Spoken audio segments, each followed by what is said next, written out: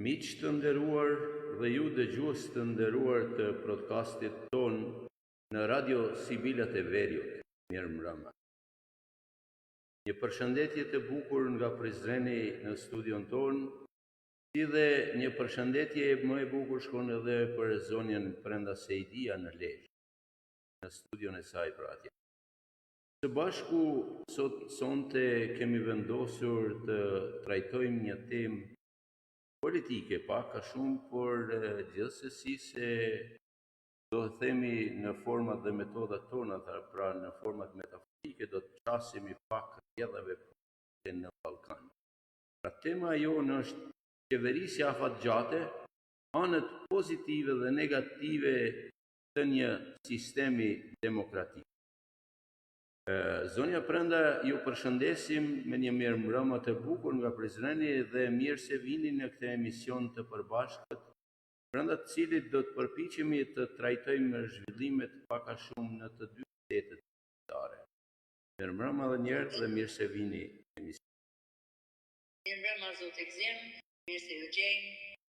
Përshëndetje të nderuar dëgjues të Radio Sibilave të Veriut, që ne duajmë programin të këndshme dhe mirë se vini në emisionin tonë. Faleminderit që gjithmonë jeni me ne.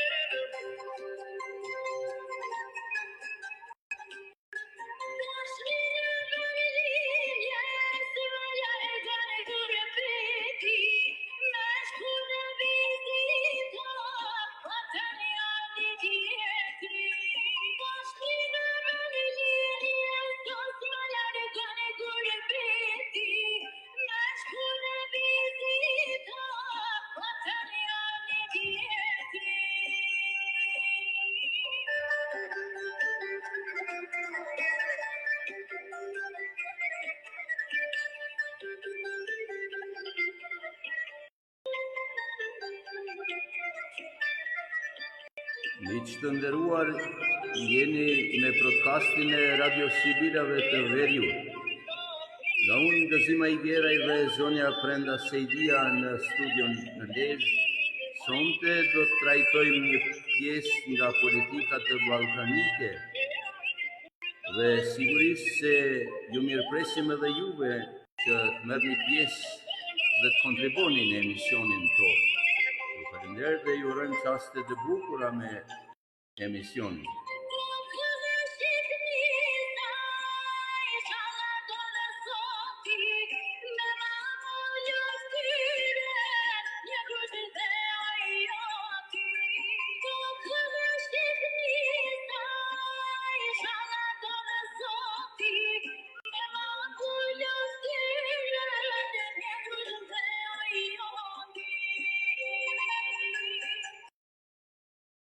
Faleminderit zonja Prenda që na sollët të këngë të bukur nga ndej dhe ne do të fillojmë me emisionin, por para se të hyjmë në temë, unë do të dua që të trajtojmë një çështje shumë të rëndësishme, sepse siç e dinë të gjithë tani më ju keni pasur zgjedhjet në Shqipëri dhe ju keni qenë pjesë e komisionit zgjedhor në Lezhë. Çfarë do të na thonit për këtë çështje dhe çfarë do të zbërthenit për auditorin tonë në radio? Zoti Gzim, ne vërtet në fakt, siç dihet botërisht, ne sapo kemi mbaruar një proces të rëndësishëm zgjedhor, siç janë zgjedhjet parlamentare 2025. Ky mandat zgjat për 4 vite, siç dihet, është mandati i 4 qeverisës.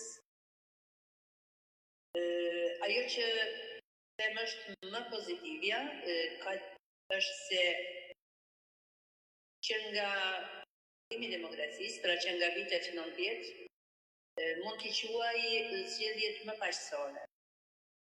Ajo që është shumë e rëndësishme, njerëzit kanë qenë qetë, kanë votuar të lirë, me dëshirën e tyre.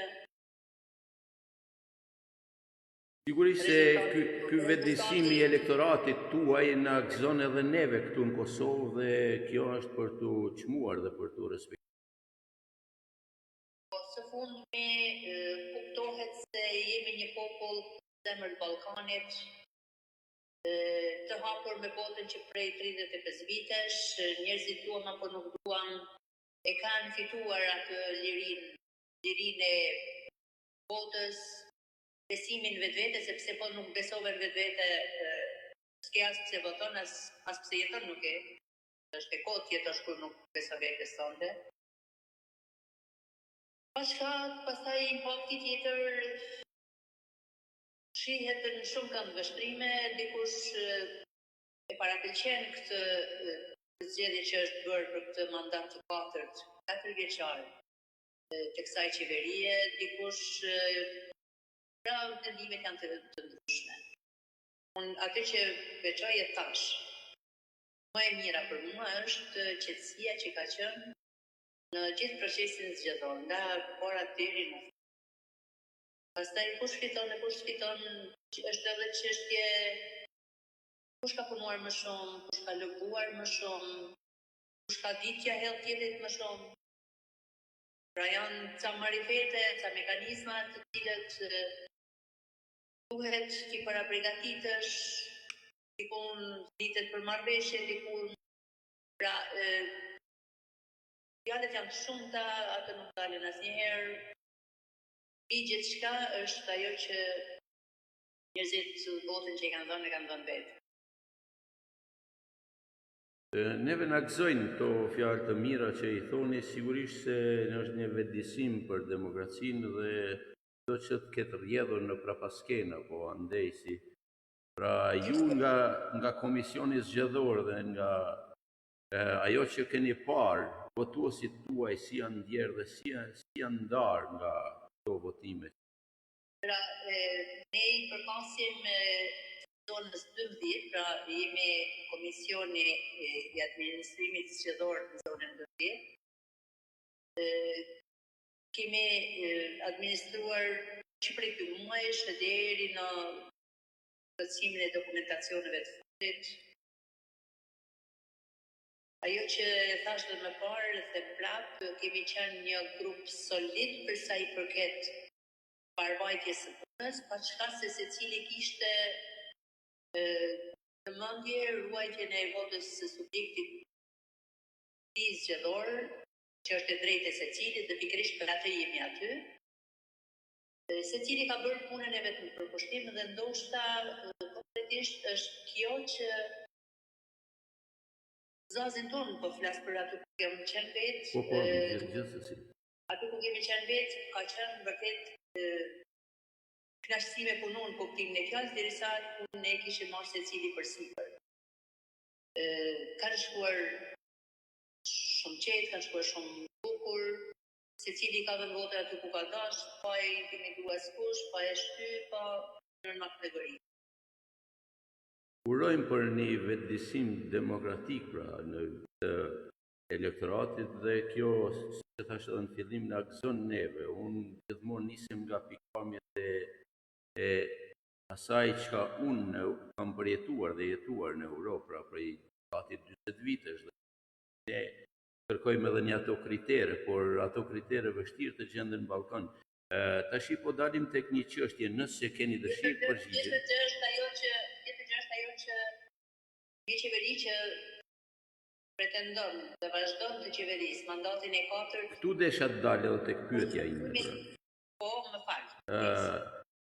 Si e shihni pra një mandat të 4? Unë e them pikpamjen time, por është çështje juaja, përgjigjen ajo. Se unë nga këndi europian pra nuk I pranoj edhe as mandatet e gjata.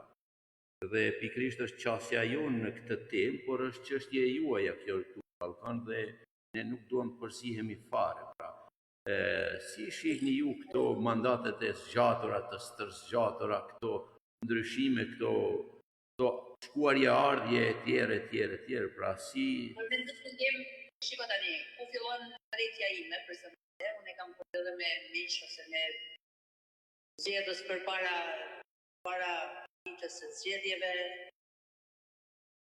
Duhet kuptojmë një gjë. Edhe në familje nuk duhet të jetë një person me fuqi absolute udhëheqje familje, sepse ai absolutisht apo nuk duam do të prek të drejtat e pjesëtarëve të familjes. Falër e manë një shtet, është një popullsi e madhe, disa milion,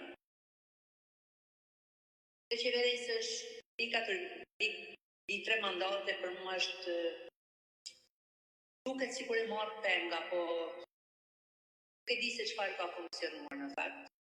Se shumë e vështirë për ta kuptuar, por unë atyre njerëzve me të cilët kam biseduar dhe në qoftë se në këto momente më ndjekin do e popojnë, unë ja kam thënë, për mua nuk mund të ketë kurrë demokraci në Shqipëri, deri atëherë për dera shtëpisë mos më trokas, mos më ndaloj njëri në rrugë për të më kërkuar votë, mos të detyrohet administrata shtetërore të thirret me apel, që pa ndodhur kjo, kryesisht në kryeqytet, është shumë e pakëndshme. Të thritet administrata atje me apel për pjesëmarrje, s'ke nevojë, është diçka që në qoftë se një spektër politik, pra një parti politike, programin e saj 4 vjeçar, e ka marrë parasysh që ti kushtoj vëmendjen e duhur arsimit, kulturës, shëndetësisë, rritjes së pagave, mirëqenies së popullsisë, ngritjes pra infrastrukturës, jo infrastrukturës zgjedhore, po infrastrukturës në tërësinë e ndërtimit, rritjen ekonomike, punësimin e të rinjeve, një arsimim ku në fund të vitit ketë dera reale në formimin e intelektit, për marrëdhëniet ndërkombëtare e tjerë. Në fakt, unë s'jam këtu për të folur për se si ata mund të krijojnë marrëdhënie ndërkombëtare, se është diçka shumë e madhe për të folur për atë pjesë, por ajo që më intereson mua dhe secilit prej nesh, jo që është e vogël çështja e marrëdhënieve ndërkombëtare, por për ne parësore është ato që unë diskutova më përpara, pra erdhën dhe ikën zgjedhjet, ose erdhi fushata e umbull, jemi më saktë të shprehur. Ne nuk pam dika në televizionin shqiptare që të dilte me një program atje për 4 vitet e ardhshme që arsimet të kulturës i kemi akorduar këto shifra, ose është në projekt 2, 3, 5, 7 pika. E njëjta gjë për mjeksi, njëjta gjë për ekonomi, njëjta gjë për paga e pensione e gjithë këto. Pra, ne kemi dorë trokitur si popull këto bisedat tallava. Dhe pikërisht këtu është për ta ardhur keq, sepse të duket sikur ne po nënvlerësojmë veten, jo nënvlerësojmë, por japim vetes fare vlerë. Është sikur dikur, unë mbaj mend, s'po e them me emër, por e kam dëgjuar dikur një person e si ai ka pas shumë të tillë. Vesh fitoi Partia Demokratike, thoshte se unë s'du me fitu asgjë. Ne jemi për të fituar të gjithë. Jo 1, 2, 5 apo 7 veta dhe e gjithë qeverisja 4 vjeçare të besohet shtatuarve. Edhe një dokument që historikisht është kompletuar brenda gjithë kërkesave të një dokumenti, çfarë të qoftë, pra në bazë të institucionit përkatës, është kompletuar në Lezhë, tani duhet bëhet Lezhë, do shkojnë ja 30 ditë do rinë atje se është taksative të rinë në Tiranë, do kthejnë pas një 30 ditë në Lezhë, pra një angari që për mua është një tallje me këtë popull dhe ky popull tallet me vete. Edhe një pyetje nëse ka mundësi, zënë Prenda. Populli thotë ku dhëmbi kon gjuha. Cili është bashkëpunimi Kosovë-Shqipëri nga ana juaj? Si e shihni ju këtë bashkëpunim? Po flas për të dy shtetet, për politikat shtetërore, jo aspekte tjera individuale. Unë e nisa që në fillim me atë pozitivitetin dhe kështu dua të flas, por të flasësh dhe tjetë është shumë ndryshe. Unë këto marrëdhëniet ndërshtetërore Shqipëri-Kosovë që ne jemi një, s'ka të dytë, kur kemi një gjuhë, kemi një flamur, një tokë, thjesht nga ka në vuj kufia atje që shtrejt pa drejtësisht e din kushdo, dhe fëmija që ka linë para 2 vjeç. Një shoh shumë të vakta këto marrëdhëniet ndërshtetërore dhe thuash është për të ardhur keq, është shumë pak ose s'është asgjë. Sepse qoftë se ne nuk qoftë në një platformë elektorale, qoftë në marrëdhënie ndërshtetërore, diplomatike, këta jo për të afruar këta me njëri tjetrin, ata do të kuptojnë si një trup i vetëm me ambasador të huaj, të dërgoj delegacione në Europë, qoftë edhe në Amerikë, pra atje në shtetet më të zhvilluara, në Amerikë, pra pse jo ne mos shkelim të gjitha ato porta, të cilat dikush nga ato, ne na përqau. Por siç thonë historia përsëritet, do të përsëritet që Shqipëria e Kosovë të jetë një. Të jetë një politikë, por një politikë bashkimi, një politikë zhvillimi, një politikë që vërtet bashkon trojet, bashkon shqiptarët dhe mos ketë populli kosovar e shqiptarët. Jemi një. Urojmë tjetë ashtu, zonë e Prenda, urojmë që këta të ktjellën dhe të punojnë në atë drejtim. Unë për ju kam një pyetje, zonë Gzim. Unë herë të falenderoj që e ke përzgjedhur këtë temë, ta kemi për sonte. Sadopak ne do ta zhvillojmë pothuajse në formën e bashkëbisedimit, mendoj, ose ndoshta edhe përgatitur diçka, por ju jeni prej mbi 3 dekada gjysëm në një shtet ku demokracia flet me gjuhën e arritjeve, me gjuhën e progresit. Gjithçka është e dukshme në sytë e gjithë botës. Ti e shihni ju politikën jo vetëm mes Shqipërisë e Kosovës, po politikën ballkanike.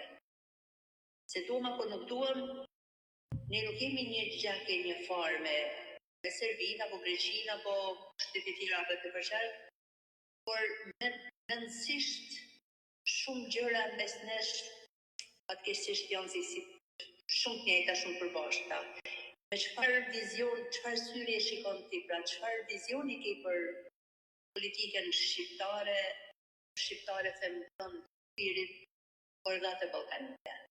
Krahasuar me atë ku ju jetoni. Unë, si që din gjithë shikuesit, pra unë jam letrar, shkrimtar, pra kam mbi 200 libra dhe sigurisht se nuk I takoj pjesës politike, por se jo që jam jashtë rrjedhave të politikë. Por se nuk kam dashur të merrem me politikë. Kjo ka qenë arsyeja. I takoj pjesës e idealizmës kombëtare të lëvizjeve, gjitha lëvizjeve, kysh herë. Nga viti 82 si pioner I lëvizjes. Pra, dhe kjo idealizëm më ka përcjell, më ka bërë që paka shumë t'i qasim edhe politikë. Tyre këtu ta ndjekim, pra të jemi ndjekës të politikë. Jo që t'jemi brenda saj, apo brenda atyre shë. Dhe koha deshi që unë të largohem, pra të largohem në një vend demokracia është shumë lartë dhe nuk mund të krahasohet me ato.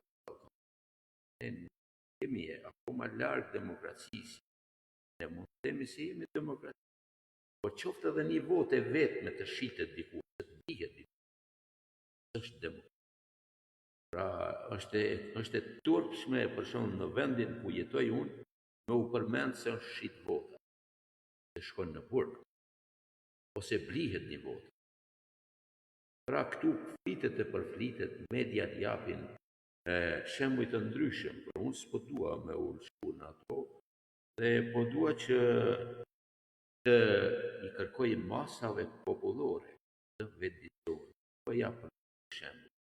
Sikur kam pasur një bos. Dhe shumë herët kjo punë 30 e sa vite. Dhe po e pyesja I thash se dje votua. Apo. Thash, u kujti dhe votën, më falë që të pyet, sepse atje zguxon të pyet. Janë çështje private. Nuk guxon të pyetet më ditja, nuk guxon pagesat, të pyeten gjanat private, por se ne I kishim pak më mirë, dhe po e pyet. E I tha, herën e kaluar ta kam votuar, I tregoj me hemër partinë.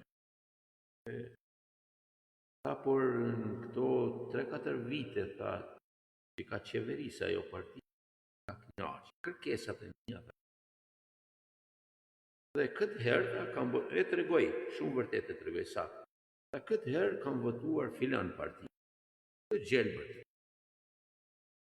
Sepse po shpresoj, tha, që në mos janë më të mirë. Pra e shihni ku shkon eksperimenti. Sepse I pari nuk është përgjigj kërkesave të tija, dhe ky ka zgjedhë të dytin, por jo me qenë fanatik, bindur pas një liderja një partije për të krijuar idhuj. Tu në Ballkan krijohen idhuj që një ditë ata vetë shkojnë, më falni në shprehje, në koshin e tjera. Sepse politika I nxjerr jashtë. Kjo është arsyeja që unë personalisht Gëzim Ajgeraj nuk kam dashur të shkoj në politikë, gjithse oferta kam pasur. Është në 99-ën e 2003 për të qëndruar lart në funksione dhe për të tjerët, por kam dashur të kem për t'i kontribuar këtij populli dhe për ta mbajtur vijën e këtij populli, dhe jo për të më udhëhequr disa që bëjnë politikën në mbrëmje mbledhen, bëjnë politikën dhe nesër e zbatojnë pas nesër bëjnë një problem. Pra kjo është ajo pjesa e politikës në Ballkan, duke e kopjuar njëri tjetrin, duke kopjuar politikën Serbi. Po kush është Serbia? Serbia sot është një vend i huaj për ne interesant. Ne kemi vendin tonë, ne duhet t'i qasim interesave tona kombëtare i popullit, për të arritur ato çfarë ka nevojë ky popull, jo për ta larguar këtë popull vendet tjera, për ta shpopulluar e për t'i mbushur kazamatet e burgjet e Europës, se kanë punë tjetër, merren me krime, me punë, me krime, me këta dhe me punë të pisë. Pra, këto janë politika në Ballkan, në Europë. Shojnë vetë se si ata e zgjedhin problemin urtë e qetë, tjerët në vesh në masa, jo për inat, nuk qoj votën, nuk bëj parlamentin, nuk bëj kërë parlamentarin, shkoj në zgjedhje, pra po të kujat para i arshën mërë se të para dhe popull. Tu është problematika e politikës në Ballkan. Janë inatët ato që e drejtojnë udhëheqjen politike. Jo interesat e kombit, sepse ta duash kombin, popullin, shtetin tënd. Unë nuk dua të zbërthehem se ne prandaj më tepër mendoj që të fillojmë nga tema tonë, pak a shumë arritëm, por nëse keni edhe diçka ju mund të jam gjendje. Gjatë emisionit, pyetje që të na dalin detyrimisht do vetohen. Po, faleminderit. Neve miq të nderuar, tani më fillojmë me temën qeverisjet afatgjate, anët pozitive dhe negative të një shteti demokratik. Do të qasim pak për t'i zbërthyer këto problematika dhe besoj se edhe ju do të jeni në gjendje të na ndiqni që neve ju falenderojmë. Fillojmë pra zënë prandaj apo? Po. Falni. Me moshën edhe sytë fillojnë na praktisin.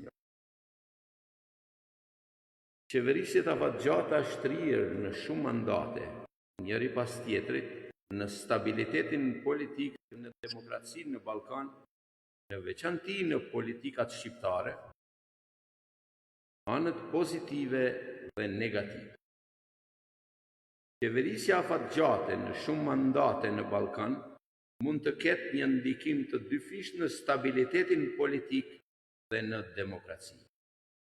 Nga njëra anë, një qeverisje afatgjate mund të afrojë stabilitet duke lejuar qeverinë të zbatojë politikat afatgjate pa ndërprerje rotacioni politik, duke realizuar shumë projekte të niveleve bashkëkohore bazuar në lidhshmëri, cilësi, patim afatesh kohore, përgjithësi e realizime. Jo mund të jetë veçanërisht e rëndësishme në një rajon që historikisht nuk ka përjetuar paqëndrueshmëri politike. Qeveritë me qeverisje shumë mandatshme mund të kenë më shumë autoritet e fuqi absolute për të ndërmarrë reforma të vështira dhe për të siguruar vazhdimsinë e politikave të jashtme. E megjithatë, mandatet e shumta rresht shpesh mbartin gjithashtu rreziqe për demokracinë. Pushteti i zgjatur pa kufizime efektive mund të çojë në konsolidimin e pushtetit apo edhe e kundërta e saj. Liderët mund të përdorin kohën në pushtet për të minuar institucionet demokratike, për të kufizuar liritë civile dhe për të favorizuar mbështetjen e tyre. Rritjen e korrupsionit, mungesa e llogaridhënies dhe e kontrollit efektiv mund të krijojë një mjedis të favorshëm për korrupsionin, por edhe proceset demokratike i sjell në regres, pasi arrin të mos pyes më a ka bashkëpunëtor apo struktura shtetërore, A ka përgjegjësi për premtimet e dhëna? A ka mirëqenie popullore apo a ka rritje ekonomike? A që problematika mund të kishë në sektorin e arsimit, kulturës, shëndetësisë, prodhimit, nivelit të pagave, pensioneve e ekonomisë e tjerë? Kur ndodh dobësimi i opozitës dhe pse? Pra, cilat janë faktorët? Një qeveri me mandat të gjatë mund të përdorë burimet shtetërore për të marginalizuar opozitën dhe për të kufizuar hapësirën për kritika. Rritja e autoritarizmit, tendenca për të centralizuar pushtetin dhe për të shpërfillur mekanizmat demokratik mund të rritet me zgjatjen e qeverisjes. Pakënaqësia publike. Nëse qeveria nuk i jep rezultate ose nuk i përgjigjet nevojave të qytetarëve, një mandat i gjatë mund të çojë në akumulim në pakënaqësisë dhe potencialisht në trazira sociale. Analiza e dinamikës së pushteteve në Ballkan zbulon se rajoni shpesh karakterizohet nga një kombinim i demokracive në zhvillim dhe trashëgimisë së sistemeve autoritare. Shumë vende kanë përjetuar periudha të gjata sundimin nga të njëjtat parti ose lider, duke ngritur shqetësime për kapjen e shtetit dhe mungesës së konkurrencës së vërtet politike. Po, a mundet në kushte të tilla të kthehet në sistem totalitar, apo shembuj specifik në Ballkan mund të ilustrojmë këto dinamika? Është shembulli unik Shqipëria në sistemin totalitar gati 5 dekada. Për shembull, vendet me histori të konflikteve etnike dhe ndarjeve të thella politike mund të shohin mandate të gjata si një mjet për të siguruar stabilitet. Por kjo mund të vijë në kostën e thellimit të ndarjeve dhe kufizimeve të pluralizmit politik. Në vende të tjera, mandatet të shtrira shumë gjatë në kohë të liderëve karizmatik mund të çojnë në një centralizim të pushtetit rreth figurës së tyre, duke dobësuar institucionet dhe duke rrezikuar kthimin prapa në reforma demokratike. Është thelbësore të shihet se ndikimi i mandateve të gjata nuk është një trajtshëm të gjithë Ballkanin dhe varet nga konteksti specifik i secilit vend, nga forca e institucioneve demokratike, nga niveli i llogaridhënies dhe nga pjesëmarrja aktive e shoqërisë civile. Një analizë kujdesshme e këtyre faktorëve është e nevojshme për të kuptuar nëse një qeverisje me shumë mandate të gjata a kontribon në stabilitetin e vërtet të zhvillimit demokratik apo shërben për të konsoliduar pushtetin në mënyrë që ta dëmtoj demokracinë. Unë kaq do të kisha për këtë fillim, zonja Brenda, dhe ju sapo keni mbyllur palën e zgjedhjeve qendrore në Shqipëri në vija të shkurta, çfarë mund ta shtonit apo do të kishit për të thënë, apo i thatë të gjitha më herët, nëse doni të hyni apo do jepja fjalën që të vazhdoni me temën e emisionit. Faleminderit zoti Gzem. Qeverisja e gjata pushteteve në Ballkan dhe shkatrimi i opozitës shkatrojnë demokracinë. Sa i bie të flasim për gjatësinë drejtim pushteti, sigurisht kjo është një problematikë shumë e rëndësishme për të diskutuar. Qeverisit me shumë mandate, nga çfarëdo spektër politik ndikon edhe si dobësimi i opozitës dhe kjo është filozofi më vete. Pra mund të ketë efekte negative serioze në shëndetin e demokracisë në Ballkan, ashtu si edhe kudo tjetër. Le të shohim disa nga arsyet pse. Koncentrimi i pushtetit, një parti ose individ mban pushtetin për një kohë të gjatë, ekziston rreziku i madh i koncentrimit pushtetit në pagëduar dhe kjo ndodh rëndom. Ai mund të çojë në abuzim me pushtetin, korrupsion, për mungesë llogaridhënie, pasi në një farë mënyre bëhet i pakontrollueshëm nga askush dhe si rrjedhoi vjen dhe dobësimi i institucioneve. Qeverisjet e gjata mund të tentojnë të kontrollojnë ose dobësojnë institucionet e pavarura si bishësori, mediat dhe organet rregullatore, të cilat janë thelbësore për një demokraci funksionale dhe ky fenomen ndodh për mungesë alternative. Nëse opozita është e dobët për shkak të trysnive të shumta ose është shtypur, votuesit mund të mos kenë alternativa të vërteta politike. Kjo mund të çojë në apati politike dhe ulje të pjesëmarrjes në zgjedhje. Kufizimi i lirive dhe të drejtave. Qeverisjet autoritare do të kufizojnë lirinë e shprehjes, lirinë e medias dhe drejtat e tjera themelore në projekte për të ruajtur pushtetin ose dhe kundërta fol se janë së shpejt. Polarizimi dhe konfliktet. Në disa raste, qeverisjet afatgjata mund të thellojnë polarizimin politik dhe të nxisin konflikte sociale nëse nuk arrin të adresojnë nevojat e të gjithë qytetarëve. Pengimi i reformave. Një qeveri e ngulitur mund të jetë më pak e prirur të ndërmarrë reformat nevojshme, veçanërisht nëse ato mund të kërcënojnë pozicionin e saj. Në Ballkan, si një rajon me një histori komplekse politike, këto dinamika mund të jenë veçanërisht të theksuara. Ndërtimi i demokracive të forta dhe funksionale kërkon opozitë shëndetshme dhe të aftë për të ofruar alternativa dhe për të mbajtur qeverinë përgjegjësi. Është thelbësore të krijohen kushte për zgjedhje të lira dhe të ndershme, media të pavarur dhe një shoqëri civile aktive të kundërshtuar tendencat autoritare e për të forcuar demokracinë. Zoti Gzim, çfarë ndodh kur pushteti shtetëror merr dhe pushtetet e tjera, qofshin kushtetuese, gjyqësorin, median? Faleminderit në pyetjen.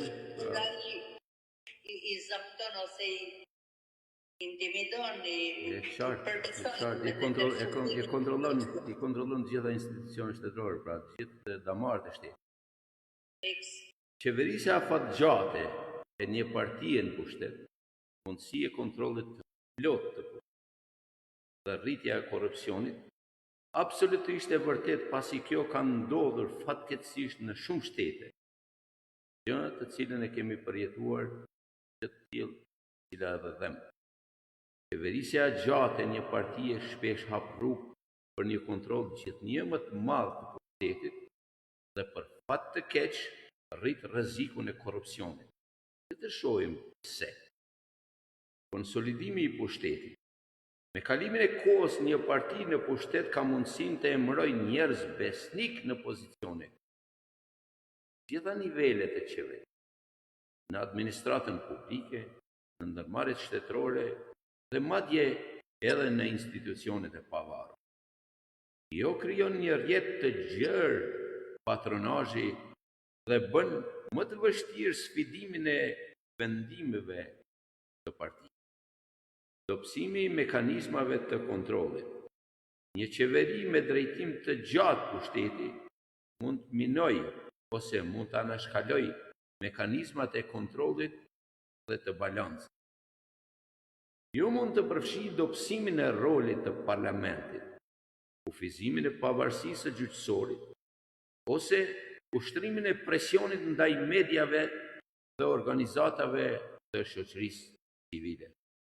Kur këto institucione nuk funksionojnë siç duhet, llogaridhënia zvoglohet dhe hapësira për korrupsion rritet.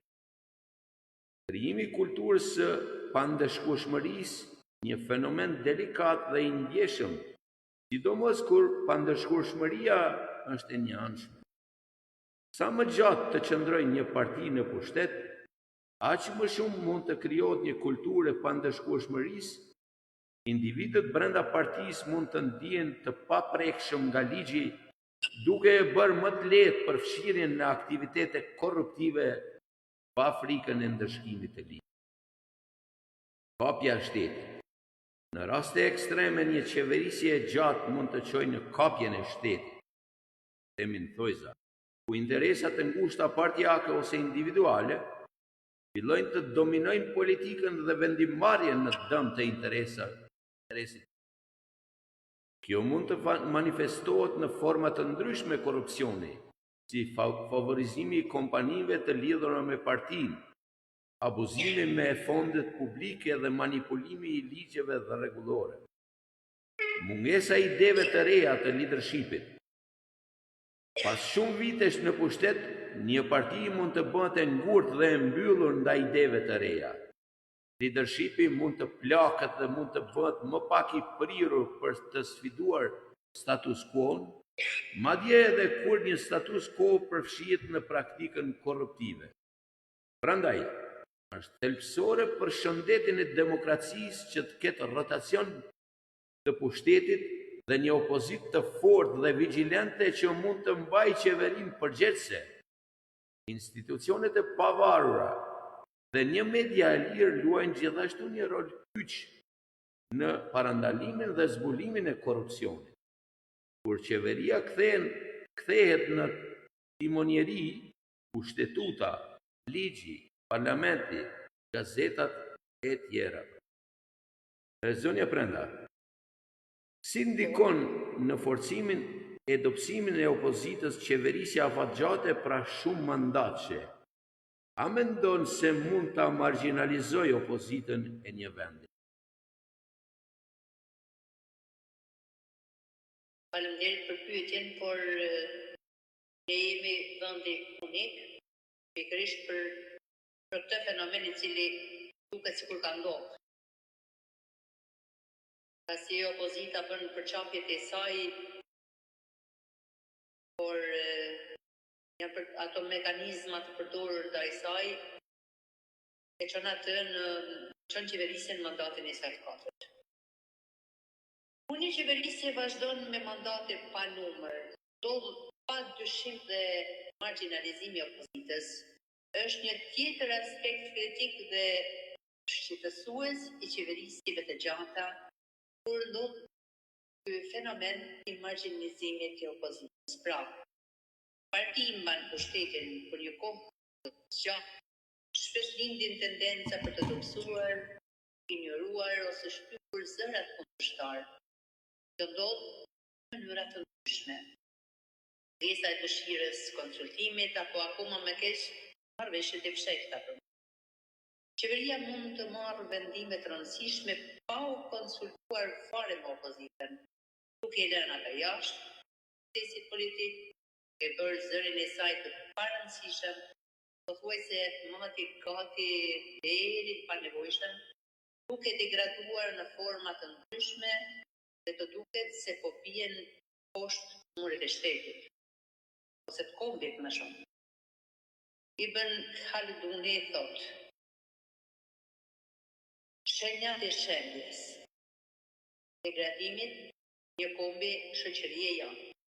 Mungesa e bashkëpunimit, dobësimi i prodhimit, konsumimi i shfrenuar, mosdhënia përparësi meritave, përhapja e padrejtësisë, humbja e shpresës, krenaria dhe mendje madhësia djallëzore, dhe syfaqësia. Me ekstremja është nënshtrimi i shoqërisë ndaj këtyre dukurive, duke u parë si dukuri normale dhe mos aktivizimi në zhdukjen e tyre. Themi me plot gojen, a kemi shenjat e tilla? A ka kontroll mbi mediat apo kontrolli mediave? Qeverisjet e gjata shpesh tentojnë të ushtrojnë kontroll mbi mediat, madje edhe i arrin, duke kufizuar hapësirën për pikpamje alternative, duke bërë më të vështirë për opozitën të komunikojë më publikisht. Pengimi i funksionimit parlamentar. Partia në pushtet mund të përdorë shumicën e saj parlamentare për të anashtaluar propozimet e opozitës, për të kufizuar kohën e debatit ose për të ndryshuar rregulloret parlamentare në disfavor të opozitës, dhe neneve, po ashtu për të favorizuar të bindurit e çfarë do spektri politik qoftë. Sulmet personale dhe diskreditimi. Liderët e opozitës dhe anëtarët e saj shpesh mund të jenë subjekt i sulmeve personale, fushatave diskredituese, akuzave të pabaza nga partia në pushtet ose mediat e kontrolluara prej saj. Kjo synon të minojë besueshmërinë e tyre dhe të dekurajojë mbështetjen publike. Fizimi i burimeve. Opozita normalisht ka burime financiare dhe njerëzore më të kufizuara se partia në pushtet. Qeverisjet e gjata mund të përdorin avantazhin e tyre për të kufizuar edhe më tej burimet e opozitës, duke bërë më të vështirë për ta që të funksionojë në mënyrë efektive. Ndryshimi i rregullave zgjedhore. Në disa raste partitë në pushtet mund të tentojnë të ndryshojnë rregullat zgjedhore në mënyrë që të favorizojnë pozicionin e tyre dhe të vështirësojnë dorën e opozitës. Krijimi i një klime frike. Situata më ekstreme, qeverisjet autoritare mund të krijojnë një klimë frike dhe presionin ndaj anëtarëve të opozitës, duke i detyruar ata të heshtin ose madje edhe të largohen nga vendi. Marginalizimi i opozitës është thellësisht i dëmshëm për demokracinë sepse ulëzon pluralizmin e mendimit. Demokracia ulëzon kur ka një debat të hapur dhe të ndeshëm midis pikpamjeve të ndryshme. Marginalizimi i opozitës kufizon këtë pluralizëm dhe e bën më të vështirë për të dëgjuar zërin e qytetarëve që pajtohen me qeverinë. Dobson llogaridhënien. Një opozitë e fortë luan në rolin e kontrolluesit qeverisë, duke mbajtur atë përgjegjëse për veprimet e saj. Opozita është e marginalizuar, mekanizëm i rëndësishëm i llogaridhënies dobësohet. Ul legitimitetin e procesit politik, kur një pjesë e konsiderueshme e popullsisë ndihet e papërfaqësuar dhe zëri i saj injorohet, kur mund të çojë në humbjen e besimit në procesin politik dhe institucionet demokratike. Rrit rrezikun e polarizimit dhe konfliktit. Nëse opozita ndihet e shtypur dhe pa mundësi për të ndikuar në mënyrë paqësore, që mund të rrisë rrezikun e polarizimit ekstrem dhe madje edhe të konflikteve sociale. Në kontekstin e Ballkanit, ku historia politike shpesh ka qenë e tensionuar, marginalizimi i opozitës mund të ketë pasoja veçanërisht të rënda për stabilitetin e zhvillimit demokratik në rajon. Është thelbësore që të krijohen kushte për një opozitë të fortë, respektuar dhe me mundësi të barabarta për të kontribuar në procesin politik. Kjo ishte në sajt të pyetjes suaj, zoti. Unë për ju kam një pyetje. Ç'mund na thuash për qeverisjen afatgjatë apo me shumë mandate në lidhje me tendencat e centralizimit apo decentralizimit? Faleminderit ashtu për pyetjen. Mendoj se qeverisja gjatë dhe rritja e autoritarizmit, një tendencë e centralizimit pushtetit, absolut. Qeverisja gjatë shpesh shoqërohet me një tendencë në rritje të autoritarizmit, e cila manifestohet kryesisht përmes centralizimit të pushtetit. Kjo ndodh kur pushteti fillon të përqendrohet gjithnjë më shumë në duart e liderit ose të partisë në pushtet, duke dobësuar institucionet e tjera dhe duke kufizuar hapësirën për kontroll dhe balancë. Kjo tendencë të centralizimit të pushtetit mund të shfaqet në disa mënyra. Dominimi i ekzekutivit. Qeveria e udhëhequr nga lideri i partisë në pushtet mund të fillojë të marrë gjithnjë më shumë kompetenca dhe të anashkalojë rolin e parlamentit në vendimmarrje. Ligjet mund të miratojnë shpejt dhe pa debat të thellë, ose mund të përdoren me dekrete qeveritare për të marrë vendime të rëndësishme. Kontrolli i institucioneve të pavarura Institucionet që supozohet të jenë të pavarura si gjyqësori, organet rregullatore, prokuroria dhe Agjencia e Inteligjencës mund të vijen në ndikimin e qeverisë. Emërimet në këto pozicione mund të bëhen bazuar në lojalitetin politik dhe jo në merit, duke kompromituar pavarësinë e tyre. Dobësimi i qeverisjeve vendore. Pushteti qendror mund të marrë kompetenca nga qeverisja vendore duke kushtuar autonominë e bashkive dhe rajoneve dhe duke centralizuar kontrollin e burimeve financiare dhe vendimmarrje. Kontrolli i mediave. Qeverisjet autoritare shpesh përpiqen të kontrollojnë media, qoftë përmes pronësisë, profesionit financiar ose rregullator, ose përmes propagandës dhe dezinformimit. Jo kufizon pluralizmin e mendimit dhe e bën më të vështirë për qytetarët të marrin informacion të pa-anshëm. Kufizimi i hapësirës së shoqërisë civile. Organizatat e shoqërisë civile që kritikojnë qeverinë mund të përballen me kufizime, presione dhe sulme. Legjislacioni mund të ashpërsohet për të kufizuar aktivitetin e tyre dhe burimet e financimit. Përdorimi i retorikës nacionaliste ose populiste. Liderët autoritar shpesh përdorin retorikë nacionaliste ose populiste për të krijuar një ndjenjë uniteti artificiale dhe për delegitimituar kritikën dhe kundërshtarët si armiq të popullit pranë thojza ose tradhtar në manipulimi i proceseve zgjedhore. Ndonse zgjedhjet mund të mbahen rregullisht, qeverisjet autoritare mund të përdorin taktika të ndryshme për të manipuluar procesin zgjedhor, si kontrolli i listave të votuesve, presionit ndaj votuesve, keqpërdorimi të burimeve shtetërore për fushata ose kontrolli i komisioneve zgjedhore. Rritja e autoritarizmit dhe centralizimit të pushtetit kanë pasoja të rënda për demokracinë. Erosin e shtetit të së drejtës. Kur pushteti është i centralizuar dhe nuk ka kontroll efektiv, rreziku i abuzimit me pushtetin dhe shkeljes së ligjit rritet. Kufizimi i lirive dhe të drejtave themelore. Qeverisjet autoritare shpesh kufizojnë lirinë e shprehjes, lirisë medias, lirisë të tubimit dhe të drejtave tjera themelore. Pesa e llogaridhënies. Kur pushteti është i centralizuar, është më i vështirë të mbahet qeveria përgjegjëse për veprimet e saj. Rritja e korrupsionit. Siç diskutuam më parë, centralizimi i pushtetit shpesh krijon mundësi më të mëdha për korrupsion, polarizimi dhe destabilizimi.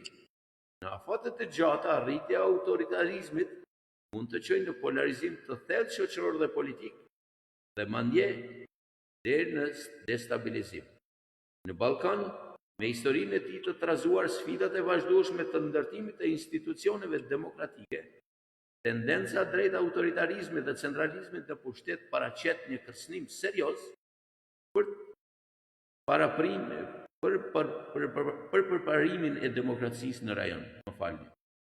Është thelbësore që shoqëria civile, mediat e pavarura, opozita dhe partnerët ndërkombëtar apo ndikimi i ambasadorëve të jenë vigjilent dhe të punojnë së bashku për të kundërshtuar këto tendenca dhe për të forcuar institucionet demokratike e jo të bëhen pjesë e palës së interesave të ngushta e jo vizionare, apo të ecet me teorinë e Machiavellit.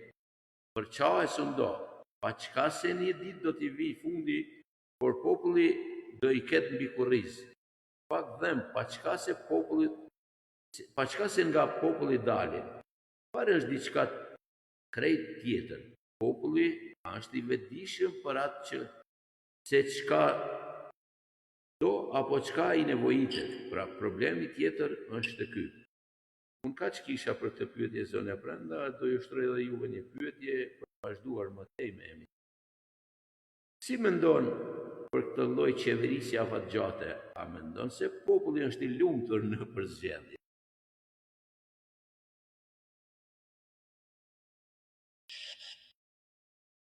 Populli thotë si varigjet, si shtroi fjetë. Pra dhe në ka gabuar ndonjëherë vetes duhet kërkuar llogari. Qeverisit e gjata të pushtetit çojnë deri tek pakënaqësi publike ndaj pushtetit. Qeverisit e gjata shpesh çojnë në rritje të pakënaqësisë publike dhe kjo mund të ndodhë për një sër arsyesh të ndërlikuara. Lodhja nga pushteti. Pas shumë vitesh në pushtet, edhe nëse qeveria ka pasur disa suksese fillestare, mund të shfaqet në ndjenjë lodhje dhe stagnacion. Zgjedhësi mund të fillojë të dëshirojë ndryshim dhe ide të reja, por shpesh bëjnë ndryshime brenda vetvetes. Dështimi për të përmbushur pritshmëritë. Me kalimin e kohës, pritshmëria e popullit rritet pasi shkellimet e bëjnë. Nëse qeveria nuk arrin të adresojë problemet e vazhdueshme ose të përmbushë premtimet e dhëna, kjo mund të çojë në zhgënjim dhe pakënaqësi. Rritja e korrupsionit dhe nepotizmit. Siç diskutuam më parë, qeverisit e gjata mund të krijojnë mundësi më të mëdha për korrupsion dhe nepotizëm. Kur zgjedhësi e percepton këtë, besimin e qeveri erozionon dhe pakënaqësia rritet dhe për shkak të mungesës së llogaritëve. Nëse qeveria qëndron në pushtet për një kohë të gjatë, pa u ndjerë e detyruar të jap llogari për veprimet e saj, kjo mund të çojë në arrogancë dhe shkëputje nga shqetësimet e qytetarëve. Siç ndodh. Marginalizimi i zërave kritike. Qeveria shtyp ose ignoron opozitën dhe zërat kritik, kjo mund të krijojë një ndjenjë frustrimi dhe zemrimi tek ata që nuk pajtohen me politikën e qeverisë. Ata mund të ndihen të pafuqishëm, por dhe të papërfaqësuar. Politika të papëlqyera. Me kalimin e kohës, qeveria mund të marrë vendime ose të zbatojë politika që janë të papëlqyera nga një pjesë e madhe e popullsisë. Nëse nuk ka mekanizma efektive për të adresuar këto shqetësime, pakënaqësia mund të rritet. Mungesa e rotacionit të elitave. Qeverisit e gjata mund të çojnë në një mungesë të rotacionit të elitave politike. Kjo mund të krijojë një ndjenjë se i njëjti grup njerëzish mban pushtetin për një kohë të pacaktuar, duke bllokuar mundësinë për lidership të ri dhe ide të freskëta. Kriza ekonomike ose sociale. Nëse vendi përballet me kriza ekonomike ose sociale gjatë një periudhe të gjatë qeverisjeje, liku mund të fajsojë qeverinë për dështimin dhe menaxhimin e kryesit. Kjo pakënaqësi publike mund të shfaqet në mënyra të ndryshme si protesta, rënje e pjesëmarrjes në zgjedhjeve, mbështetje të partive opozitare ose rritja e apatisë politike dhe mosbesimit ndaj institucioneve. Në raste ekstreme, pakënaqësia e thellë publike mund të çojë në trazira sociale dhe politike. Prandaj, është thelbësore për qeveritë të jenë të ndjeshme ndaj opinionit publik, të jenë të gatshme të përshtaten dhe të jenë të përgjegjshme ndaj qytetarëve të tyre. Rotacioni i pushtetit përmes zgjedhjeve të lira dhe të ndeshme është një mekanizëm i rëndësishëm për të kanalizuar pakënaqësi publike dhe për të siguruar që qeveria të përgjigjet nevojave dhe dëshirave të ose të zgjedhësve dhe më saktë. Zoti Gzim, a është e nevojshme që qeverisjet e gjata në shtetet ballkanike të shkurtohen apo kufizohen me nene kushtetuese? Si e mendon? Pra, siç është në Amerikë, që nuk ke të drejtë mbi 2 mandate.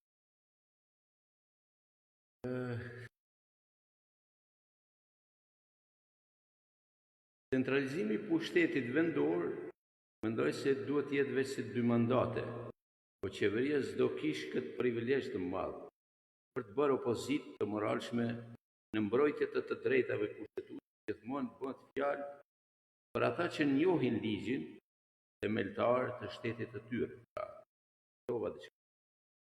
Kjo është pyetje shumë e rëndësishme dhe e diskutueshme. Argumente pro dhe kundër kufizimit kushtetues të mandatit të qeverisë të Ballkanit dhe kudo tjetër. Pra ne po shohim që në Amerikë kanë vetëm 2 mandata dhe ikin nga politika, pra lam të mirë. Ishe i mirë ose si ishe i mirë, më thënë e ke kohën e kufizuar. Por këtu në Ballkan kjo jo. Megjithatë ne po vazhdojmë me argumentet pro kufizimit kushtetues të mandatit. Parandalimi i autoritarizmit. Kufizimi i mandatit mund të jetë një mbrojtje e rëndësishme kundër tendencave autoritare dhe koncentrimit tepërt të pushtetit në duart e një individi apo partie. Kur një qeveri qëndron në pushtet për një kohë gjatë, rreziku i abuzimit me pushtetin dhe erozioni në demokraci rritet. Nxitja e rotacionit të elitave. Kufizimi i mandatit mund të hapë rrugë për lidership të ri dhe ide të freskëta. Rotacioni i elitave politike mund të sjellë perspektiva të ndryshme dhe të parandalojë stagnimin. Rritja e llogaridhënies. Kur qeveritë e dinë se kanë një kohë të kufizuar në pushtet, mund të jenë më të prirë të jenë të përgjegjshëm ndaj qytetarëve dhe të punojnë për të përmbushur premtimet e tyre. Parandalimi i korrupsionit. Siç diskutuam më parë, qeverisjet e gjata mund të krijojnë më shumë mundësi për korrupsion dhe nepotizëm. Kufizimi i mandatit mund të ndihmojë në kufizimin e këtyre praktikave. Forcimi i demokracisë. Kufizimi i mandatit mund të forcojë besimin e publikut në procesin demokratik, duke siguruar që pushteti nuk mbahet për një kohë të pacaktuar. Argumente kundër kufizimit kushtetues të mandatit. Kufizimi i zgjedhjeve të votuesve. Kufizimi i mandatit mund të shihet si një kufizim i drejt për drejt i zgjedhjes së votuesve. Nëse një qeveri do të funksionon mirë dhe ka mbështetjen e popullit, pse duhet të largohet thjesht për shkak të kufizimeve kohore? Humbja e ekspertizës dhe e vazhdimësisë. Qeverisjet e gjata mund të grumbullojnë ekspertizë dhe të sigurojnë vazhdimësi në politika të rëndësishme. Rrimi shpesh i qeverive mund të çojë në humbje të njohurive dhe në ndërprerje të projekteve afatgjata. Rreziku i qeverive të dobta dhe të paqëndrueshme. Nëse mandatet janë shumë të shkurtra, mund të çojnë një qeveri të dobët dhe të paqëndrueshme që nuk ka kohë të mjaftueshme për të zbatuar politikë efektive. Mundësia e manipulimit të sistemit. Nëse kufizimi i mandatit aplikohet vetëm për kryeministrin ose presidentin, partia në pushtet mund të paraqitet të anashkalojë kufizime duke ndryshuar rolin e liderit ose duke emërtuar pasardhës të kontrolluar. Fokusimi në afatin e shkurtër. Qeveritë me mandate të kufizuara mund të jenë më të prira të fokusohen në politika afat shkurtra që sjellin përfitime të menjëhershme elektorale në vend të reformave të thella afatgjate për shtetet e Ballkanit prapo. Në kontekstin e shteteve të Ballkanit, ku tranzicioni demokratik ka qenë shpesh i brisht dhe duket se ka pasur tendenca të konsolidimit të pushtetit nga individ ose parti të caktuara, argumentet pro kufizimit të mandatit mund të jenë veçanërisht të forta. Historia e rajonit tregon se qeverisjet e gjata ndonjëherë kanë çuar në autoritarizëm, korrupsion dhe marginalizim të opozitës. Megjithatë, çdo vend ka kontekstin e vet specifik, politik dhe kushtetues. Vendimi nëse duhet të kufizohen mandatet e qeverisjes me kushtetut, duhet të merret pas një debati të gjatë publik dhe duke marrë parasysh të gjitha argumentet e përmendura. Mund të ketë edhe qasje të ndryshme, si kufizimi i mandatit të kryeministrit ose të presidentit, por jo të gjithë qeverisë. Mendoj se duke pasur parasysh këto sfida, personalisht mendoj se këto kufizimet të mandateve duhet të ndodhin në Ballkan, sepse nuk po I shërbejnë kujt, pra po krijojmë njerëz autoritar, njerëz që kapin shtetin dhe përdorin atë si duan ata dhe si e ndjejnë ata për interesa të caktuara të grupit të vetvetes. Unë kaq kisha zonja Prenda për këtë emision, nëse ju do të kishit të shtonit diçka, të pyetni apo edhe t'ju pyesnim diçka, nëse mendoni ta vazhdojmë emisionin apo ta përfundojmë. Edhe një pyetje kam qejf ta bëj. Po. Kujtohem përshtyp. Pra një fenomen negativ I ndodhur në shoqërinë shqiptare dekadat e fundit është shqiptëria e votës. Ti vlerëson këtë fenomen qoftë dersit apo edhe shitësit. A shpjegon këtë fenomen një defekt I rënë në çakortimin apo minimin e legitimitetit të votës, duke hequr asaj shëtrimin e devotshmërisë?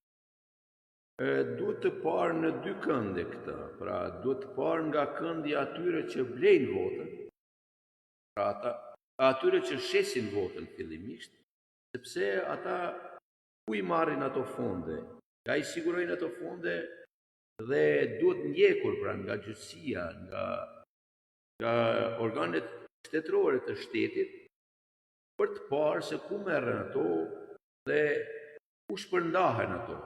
Pra në të formë do të veproj ligji pra që t'i ndjek ata që fillimisht pra kërkojnë të blejnë votën. Dhe jo vetëm fondet, por edhe sjelljet dhe veprimet në terren. Pra aty shihet se njerëzit e tillë që synojnë të blejnë votën kanë vetëm interesa dhe nuk kanë tendencë të zhvillimit të shtetit, të zhvillimit të demokracisë, por kanë interesa të ngushta partijake personale, dhe të tillët nuk e meritojnë në pushtetin. E dyta, njerëzit që shesin votën. Njerëzit që shesin votën fillimisht do ta them fjalën e parë dhe të fundit që duhet thënë, pra ata shesin të ardhmen e vet. Sepse nuk shitet e ardhmja 4 vjeçare e veta për 20-50 euro apo sepse po e shet të ardhmen personale të vetën, po e shet të ardhmen e fëmijëve të vetë. E ditë që ata tjerët po kërkojnë ta shesin votën, pra janë njerëz të pamerituar. Por këtyre të dytëve duhet të prihet dëm, edhe këtyre, sepse një vetdije e tillë duhet të zgjohet për të parë se çfarë po ndodh me këtë votë tonën. Po shkon kjo votë, kujt po I shit. Dhe një çështje tjetër mua më brengos këtu në Ballkan, është bindja partijake dhe bindja pas individëve. Pra ne nuk duhet krijojmë mite. S'na duhen mitet. Neve na duhen njerëz të punës, njerëz të sakrificës, njerëz që e duan shtetin, njerëz që e duan të popull, njerëz që e duan kombin. Por jo njerëz që kërkojnë të blihet vota dhe kërkojnë të mbeten në pushtet për interesa të ngushta të veta. Pra gjithsesi, ky popull duhet të vedisohet, pra duhet të dalim te çështja e vetëdijësimit të këtij populli për të mos mund manipuluar ai atje, siç e thatë ju shumë më herët, cilat programe pra I kanë ofruar këto parti. Dhe ai kemi ndjekur për këto etapë 4 vjeçare për shembull se sa I kanë zbatuar ato dhe sa kanë arritur, çfarë të mira I kanë sjellë kësaj shoqërie dhe këtij populli. Pra këto duhet vlerësuar dhe nëse ai person, po jam shumë I ashpër pak, që nuk I ka sjellë të mira kësaj shoqërie, këtij populli, populli duhet ta hedhë me koshin e plerave, pra me votën e vet. E jo të shkoj ta blej votën ose ta shes votën për një grusht lekësh ose interesash të veta këtu, po flas edhe për Kosovë, pra. Orientohen në Kosovë, sepse edhe këtu shumë nuk është më mirë. Jemi një brumë dhe s'kemi ku dallojmë. Pra, asesi populli duhet të vedisohet dhe të luftoj për të ardhmen e vet. Dhe jo për atë grusht lekësh ose atë drek që e merr atë pushje telefoni apo diçka tjetër, apo qoftë edhe ndonjë pozitë që i ofrohet diku. Pra, duhet të luftojmë për të drejtën e shtetit në planin afatgjatë, sepse vetëm kjo na çon në sukses. Ndryshe do të jemi këtu ku jemi dhe demokracitë tona, po e them këtë tjetrën, demokracia jote këtu në Ballkan është shumë larg. Nuk jemi askund. Faleminderit zonja Brenda. Faleminderit ju. Unë kam edhe një pyetje tjetër nëse pëzisesh. Jo. Trujet tona shqiptare janë boshatisur për arsye forcimi dhe mirëqenie. Unë di që dikur në fshatin tim kanë qenë 100 dhe sa shtëpi, sot nuk janë 30. Pra dhe me thënë, i gjysma janë dërguar për vende fqinje, ose në Europë. Tashmë, pas 30 e ca vitesh demokraci, kërkohet kvota e emigrantëve. Pse ju kërkohet nga partitë kvota atyre emigrantëve që kanë ikë nga e keqja e madhe që ka qenë? Çfarë kanë bërë partitë tona për emigrantët ose për familjet e tyre që janë këtu sot? Pasi unë edhe këtë ditë, fatkeqësisht e kam dëgjuar me veshët e mi, duke thënë çuna tri, për zotin mas kësaj fitorie unë e shoh veç rrugën mi. Nuk dua të flas vetëm për partinë që është në pushtet sot. Se emigrimi nuk u shfaq për hir të vërtetës, nuk u shfaq vetëm këto 12 vite, se kanë ikë që prej 91-shit. Po që nga 91-shit deri në 2025, çfarë është bërë për shqiptarët që këta mos marrin rrugat e botës me shku me punu kopshtijet e Grekut, me mbajt plesht e Italisë apo me rrapë. Pra do me thënë, se kërkohet vota atyre. Faleminderit, zonja Brenda. Dihet se unë jam pjesë e kësaj mërgate, pra por tani më veç 4 dekada dhe e njoh mirë si zhvillimet atje, si me këtu, por edhe zhvillimet të gjitha qasjet që kanë pasur kësaj mërgate. Gati problemet i kemi të njëjta, por ju jeni me një mërgat pak më tonë. Ne kemi dalë ma herët një pjesë, pra kemi dalë nga zullumi i pushtetit. Për pjesa tjetër e pas luftës, pra këtu në Kosovë, jo që nuk u ruajtën fabrikat, por ato u shitën me çmime mizerje, u shkatërrua ekonomia në emër të një privatizimi primitiv.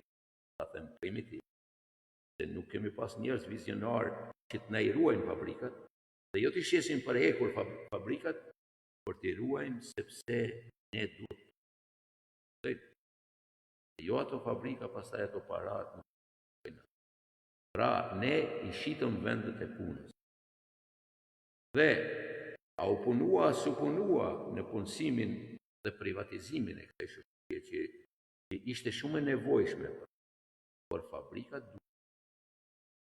Sepse ato ishin tonat, ishin të këtij popull, ishin djerse këtij popull, dhe duhet ruaj, që nëse baballarët e tyre kanë investuar në ato fabrika, kanë duar të rueshin që një të tyre, brezi i ri, të vinin dhe të vazhdonin punën aty ku baballarët e tyre kanë me pak kohë, me pak punë, ato do të aktivizoheshin dhe do të fillojmë neve këtu në Prizren, veç kemi pas shumë fabrikat të cilat kanë mund të marrin shumë njerëz punëtor, shumë mira punëtor. Pra nuk u krijua mundësia dhe as edhe nuk u bë shumë për investimet e jashtme, ose se duke i pa zhvillimet nuk heci mbar kjo punë. Pra, dhe kësaj domethënë nuk krijuan prapë që brezi i ri mos ta gjej veten, të hiq jashtë. Se pa punë nuk rrihet, buk duhet ngrënë. Buk duhet familjes të tilla, dhe ku të mirret. Nuk u krijuan kushte. Kemi menduar se pas luftës do të do të krijon kushte që neve paktën në 2015 të vinim në një stad ku pjesa e rinisë do të ishte pjesërisht e kënaqur, por ju dha rrugë prapë dhe po jepet rrugë vazhdimisht për të ikur si mbushur tregjet e Evropës. Një situatë e tillë pra është edhe tek ju, ishte më mirë jo. Pra duke ju mbyll shtigjet e rini, po mbeten vetëm ata njerëz që punojnë në për institucionet e shtetit. Dhe pjesa tjetër që ata që kanë tokën kanë një pjesë, por jo të gjithë kanë tokën, dhe pjesa tjetër po detyrohet të emigrojë. Pra nuk po krijon mundësi për të hap vendet punës. Pra po kthehem tek vota, sepse gjithçka po lidhet këtu. Në vitin 2000 pas filluan u bën shumë parti edhe në Kosovë. Dhe unë kam qenë pjesë e diasporës që përderisa kemi vepruar si kompaktësi, si jashtë partive, kemi qenë më unik. Pra kemi pas shoqata, asociacione të ndryshme dhe kemi vepruar për çdo aksion që është pa e nevojshme të ndihmohet Kosovë. Por filluan të shpërndahen edhe deg partijaka atje dhe unë e kam thënë shumë herë nëse partitë shqiptare që po themelohen jashtë na morën në qafë, sepse na e përçan jashtë. Dhe po dihet, ne nuk jemi ata që e shohim pluralizmin, por partitë i shohim si përçarje, sepse përçarjet po nisin nga krerët. Dhe duke u nis nga krerët, po shpërndahet ajo pastaj. Jo populli dhe populli po përçahet. Kësaj u përça diaspora. Por liderët e këtushëm e panë se hajde tash i kanë sos, më falni në shprehje, gënjeshtrat me popullin këtu, hajde tash dalim të mbledhim diasporën dhe të luajmë me diasporën, të mashtrojmë diasporën. Po ku ishin to 20-30 vite, kush e përfaqësoi diasporën? Çfarë u bën për diasporën? Çfarë u bën për familjet e diasporës? Pra nuk ju dha asnjë mundësi.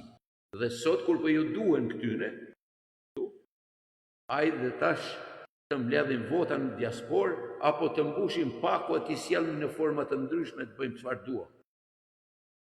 Këto sjelljet mia po ma kujtojnë të Magna Demdemaçi, kur fliste kështu qartë, edhe hapur, edhe me pak edhe besa dhe me zemrim. Dhe neve diasporës, pra po na luajnë gjithmonë lojra, na ofrojnë.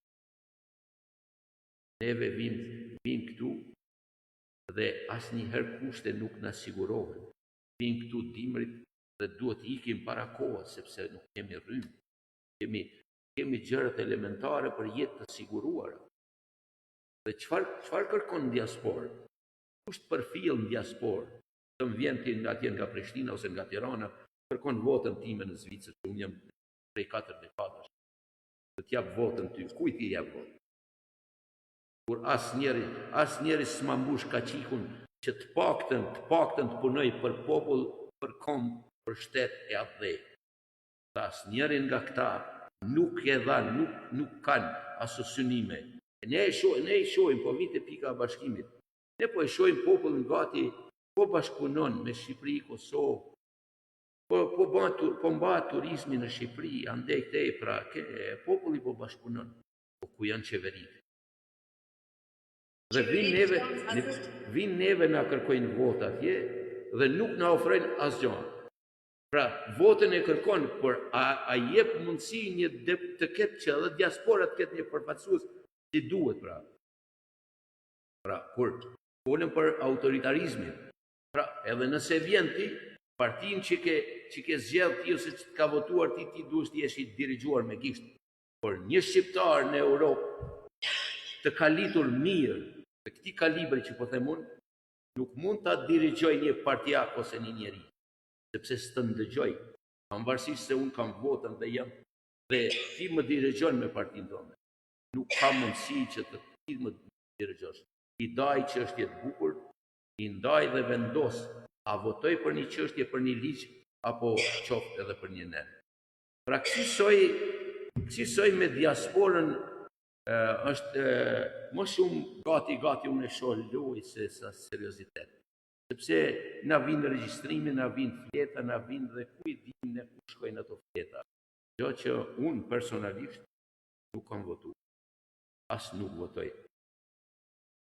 Sepse nuk e di ku shkon ajo votë.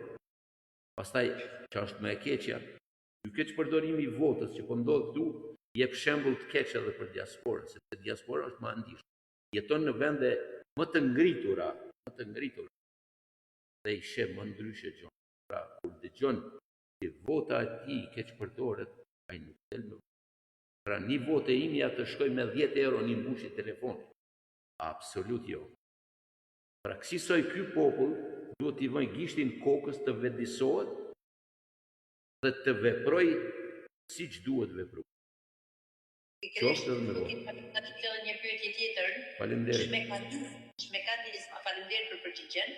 Shmekanizma mund të përdoren për vetëdijsimin qytetar, që të kthehemi seriozisht me kërkesa të qarta për përmirësimin e funksionimit të ligjit fiksuar, por dhe të problematikave të cilat shqetësojnë shoqërinë tonë shqiptare. Shoqëritë civile në përgjithësi duhet punojnë më shumë. Shoqatat e ndryshme që marrin fonde nga shteti duhet të punojnë më shumë në vetëdijsimin e popullatës. Mediat duhet të jenë të paanshme, të flasin realitetin dhe mos të na sjellin analista politik të partive të ndryshme që t'ja bëjnë dhallë popullit, pra, por të punojnë për vetëdijsimin e popullit. Dhe e treta, ligji i fortë i keq përdorimit të votës, qoftë nga partitë, po qoftë edhe nga ata që e shesin votën, që e blejnë votën. Pra, ky përforcimi i ligjit dhe ky vetëdijsim që po kërkojnë nga shoqëria civile, që të mbaj takime, tubime, ta vetëdijsoj këtë popullat, është më se i nevojshëm për t'i treguar se këtej është drita e diellit dhe këtej duhet të ecni ju. Pra ju vetë duhet të vendosni për të mirën. Faleminderit zonë e Prenda. Faleminderit ju. Përsa i bie të flasim për ekonominë, ne nuk është një pikë që ne jemi përgatit për të për një pikë të ekonomisë do të më pëlqente ose nëse keni ju diçka të na thoni, mund të na thoni. Jo, ajo që më bën shumë përshtypje është shitja e ujit. Po të shkosh në lokalet mes të Atinës, qoftë qeshor, korrika, po kush shënsi ka, po bëhet fjalë për këta 3 muajt e verës që janë zakoshi. Në moment që ti drejtohesh tavolinës në një lokal, kamarjeri është shumë i vëmendshëm dhe të vjen me një prop ujë dhe akull drejt në tavolinën tënde. Pastaj është normal që shërben me çfarë do që ti ke dëshirë të pish apo të konsumosh. Pra, mes Atinës është uji i falas. Ndërsa në Shqipëri ajo që të shumë përshtypje është uji që shitet me para. Në një kohë që Shqipëria e Kosova kanë rime natyrore me ujë që na ka zeli Europa mbarë. A është kjo një e drejtë? Apo është kjo një ndëshkim, po e them, që ja bëjnë popullit shqiptar?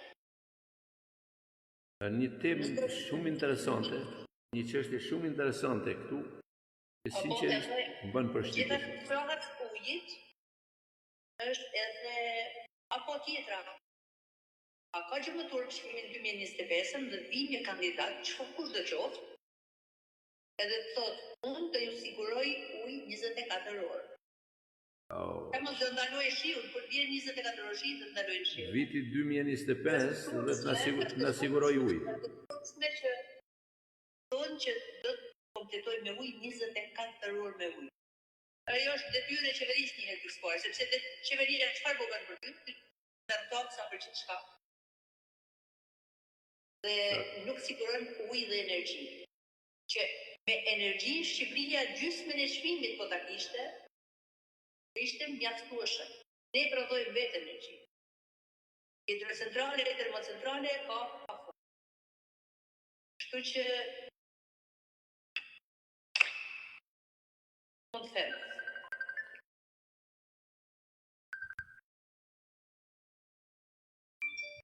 Faleminderit zënë e Brenda në këtë që thatë ju dhe mendoj që gradualisht po shkojmë edhe drejt fundit të emisionit.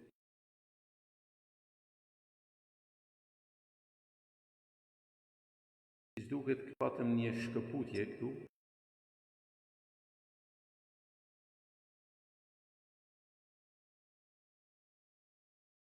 Alo?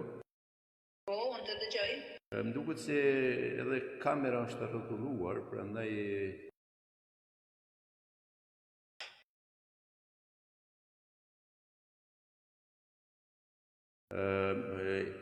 keni edhe diçka për të shtuar zënë e Brenda? Apo e mbyllim emisionin?